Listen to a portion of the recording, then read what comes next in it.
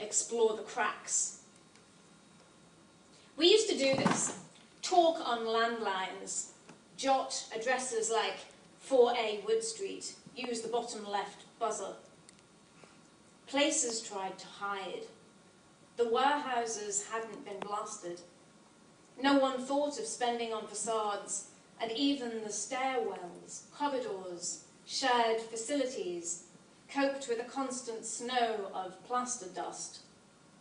We'd stand in peeling doorways, gain entry, navigate the city's unspaces, and find ourselves in pumping rooms where bongs and rag rugs, mouldering teapots, cartons of rancid milk sat with piles of flyers in a buzz of cables. I myself was too much a watcher, stopped short of jelly bean hair-dye, settled for tights and Dr. Martens. I painted eyes on the ankles while you chose flames. It seemed the time to shake ourselves, run from every mapped footstep toward crueler, cleaner things. Brick terraced houses stacked over the hill. Occasionally, complete strangers say hello in the street. I could walk down to the cafe in Anglia Square, dip a glazed bun into a Pyrex cup of weak tea, and you'd come flooding back. I could change a crew and carry on north. I'd be looking for a time as well as a place, but I doubt you still have stockings drying on the fireguard, wolf whistles. I know you can buy souvenirs and expensive coffee down at the docks, and you too have a cathedral to spare. I wait for Maureen in the hall of the Flora Dugdale home for laughing girls, girls who take it in turns to peer round the door at the boy in the stifling yellow polar neck.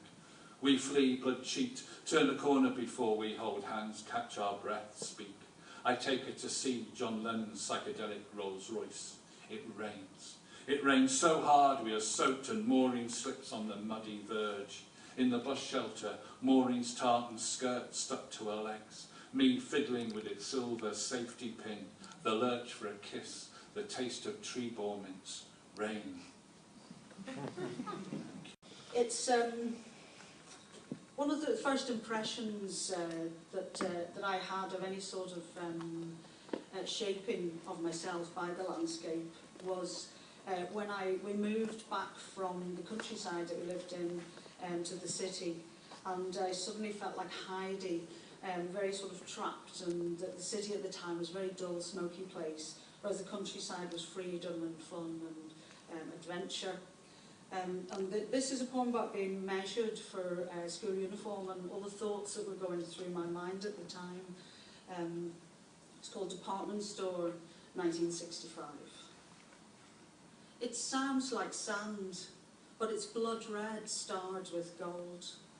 And it isn't the crack of basalt baked into a hard puzzle of cups and columns, but a hushed theatre of carpet, tears spilling and quietening the grain.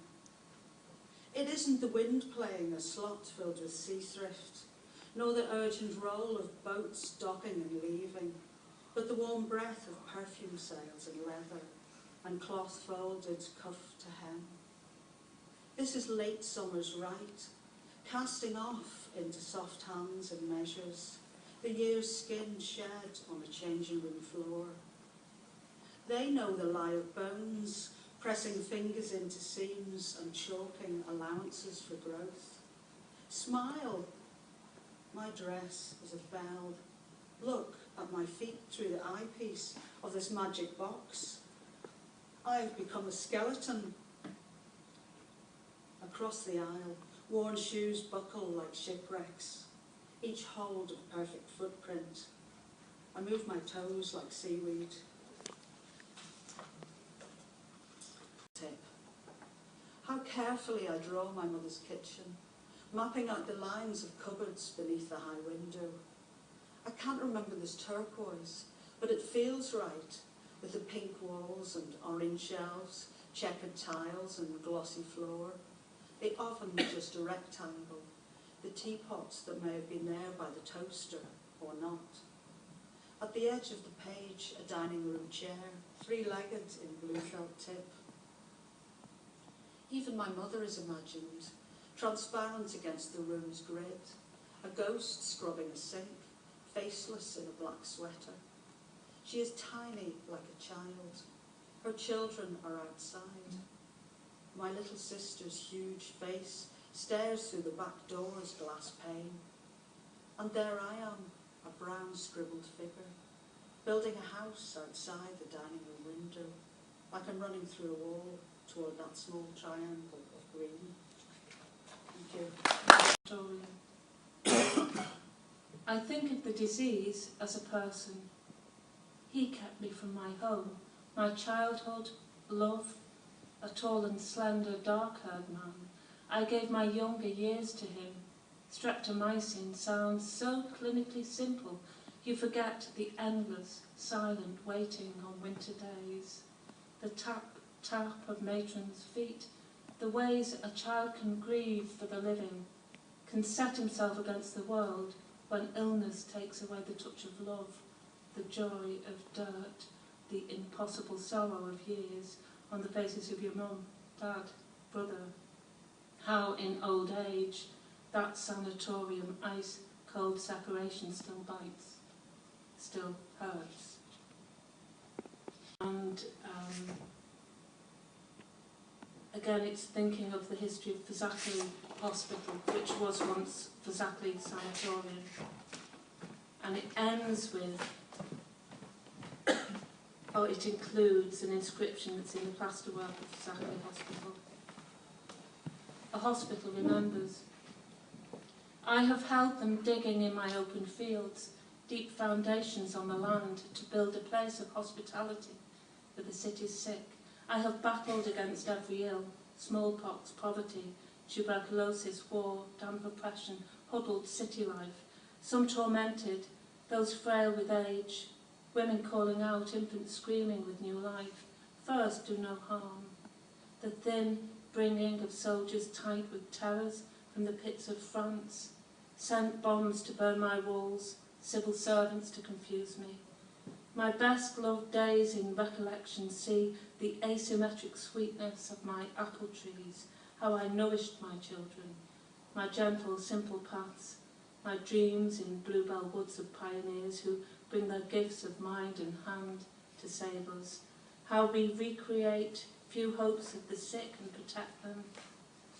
This here, our small town of healing, with love, with service, with our best endeavours, God has given this peace to us.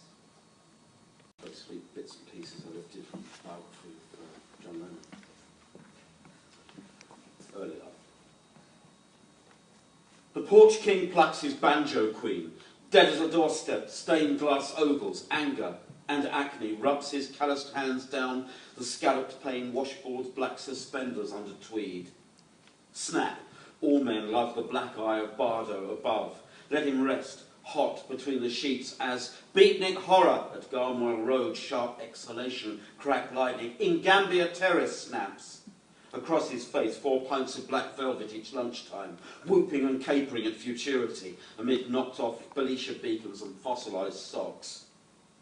Don't sit on the edge of the bed. Don't sit on the edge of the bed and virginate. He could always draw you a fur coat for Christmas on a crippled Humperdinck stoop.